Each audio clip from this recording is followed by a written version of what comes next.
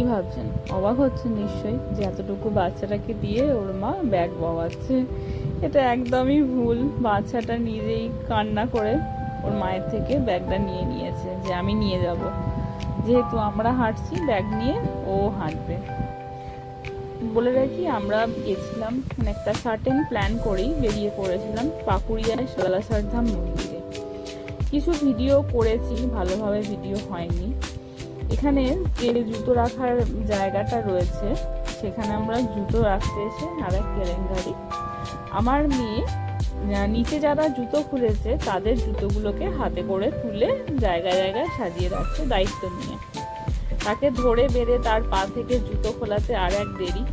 দেখুন, সব আস্তে আস্তে সবাই চলে এসছে, ও সাজাচ্ছে সব জুতোগুলো।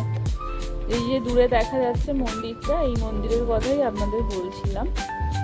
এখানে হাত ধোয়ার, জুতো খুলে হাত ধোয়ার ব্যবস্থা রয়েছে।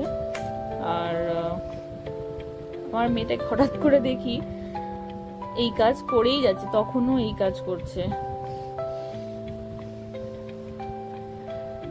সবাই এসেছে। এদিন ছিল শনিবার, স্বাভাবিকভাবেই হনুমানজির মন্দিরে ভিড় থাকবেই। তো আমরা সার্টেন প্ল্যান করেই বেরিয়েছিলাম। মানে হঠাৎ করে ফোন করে কুহু বললো যে হ্যাঁ বেরোবে। আমরা বললাম হ্যাঁ চলো, বিকেলে তো বসেই থাকি, তাও বাচ্চাগুলোকে নিয়ে একটু ঘোরা হবে। ওদেরও তো বেরোনো হয় না, আমাদেরই জন্য। এত ব্যস্ততার মধ্যে আমরা ওদের সময় দিতে পারি না। যাই হোক, এইটা অনেকদিন আগেকারই মন্দির। অনেকদিন ঠিক নয়, ভুল বললাম, 5-6 বছর পুরনো মন্দির। এটা আগে পুরো এখানটা খালি মাঠ ছিল, এখন এটা রেনোভেট করেছে, করেই মন্দির স্থাপনা করেছে। মন্দিরটা খুবই সুন্দর, বাইরে থেকে খুবই সুন্দর, এবং এর কারুকার্য অত্যন্ত ভালো, এবং ব্যবস্থাপনা সত্যি খুব ভালো। সিকিউরিটি সিস্টেমও রয়েছে। কাছেই, আমাদের বাড়ি থেকে 10 মিনিটের দূরত্বে। আর এখান থেকে হচ্ছে প্রসাদ নিয়ে তবে মন্দিরে ঢুকতে হবে। মানে প্রসাদ নিয়েই যে ঢুকতে হবে সেমন কোনো ব্যাপার নয়, এখানেই মানে প্রসাদ পাওয়া যায়, ওখান থেকে কিনে তারপরে ঢুকতে হবে। এদিকে বাচ্চাগুলো লাফালাফি, এই দেখুন যেটা বলছিলাম, এই হচ্ছে কুকুর অবস্থা। মানে সত্যি কুকুরকে দেখে আমার কষ্ট হয়।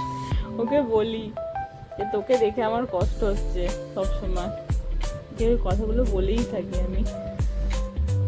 এদেরকে তো সত্যি ভরে রেখে রাখা যায় না। এই যে দোকানদারকে গিয়ে সব কথা বলছে, আর আমার মেয়ে ওকে ধরে নিয়ে আসবে। দেখুন, এই দেখুন, ওকে ধরে, ওর দায়িত্ব পড়েছে ওকে আগলে রাখার। মানে ও যেখানেই যাচ্ছে ওকে ধরে ধরে নিয়ে যাচ্ছে। এই দেখুন, মানে হাতিটা দেখতে পেয়েছে।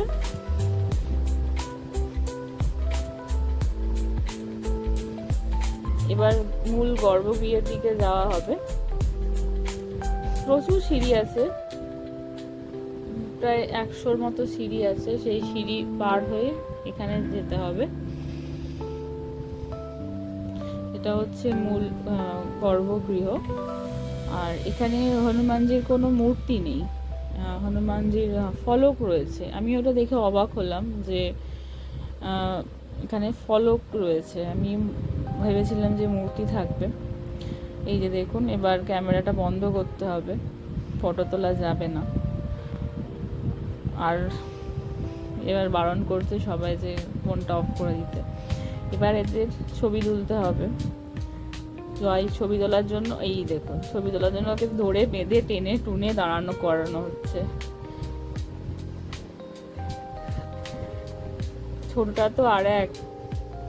যাই হোক, এবার শরণার্থীদের খিদে পেয়ে গেছে। অনেক পরিশ্রম করেছে, অনেক পরিশ্রম করে ঠাকুর দেখেছে, অনেক পরিশ্রম করে সিঁড়ি দিয়ে উঠেছে। এবার এদের খিদে পেয়ে গেছে। এবার কুহু ওদের খাওয়াচ্ছে।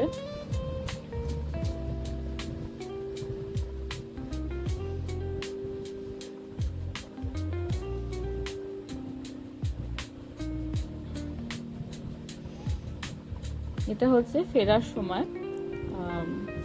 এবার বাড়ি ফিরবো, সেই সময় ওদের হঠাৎ করে খিদে পেয়ে গেছে।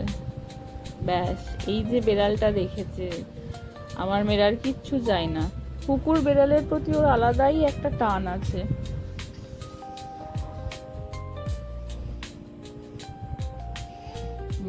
এবার প্রসাদটা খুব ভালো লেগেছে ওদের।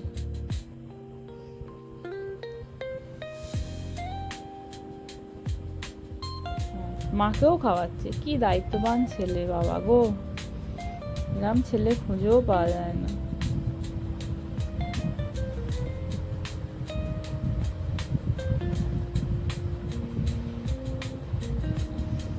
এবার আমি বললাম যে দিয়ে আমাকে, আমি একটু বিড়ালটাকে খাওয়াই, যদি চলে যায়। বহু ভয় পাচ্ছিল বিড়ালটা দেখে, যদি আঁচড়ে কামড়ে দেয়। এলাম দিয়ে দেখি। বিড়ালটা ওর কিছুতেই আমাদের পিছু ছাড়ছে না, মানে আমরা যেখানেই যাচ্ছি বিড়ালটা সেখানেই যাচ্ছে, আর ও ভয়ে মরছে। আর আমার মেয়ে তো ননস্টপ, মানে বসার কোনো জায়গাই নেই, ও বসতে জানে না।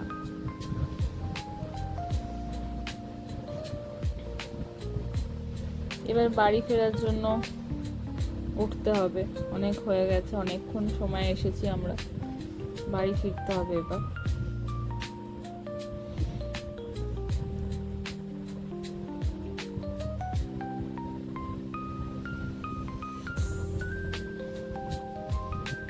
এটা মূল এক্সিট থেকে বেরিয়ে এবার জুতো পরে, যেখানে জুতো খোলা ছিল জুতো পরে এবার আমাদের বাড়ির দিকে রওনা দিতে হবে।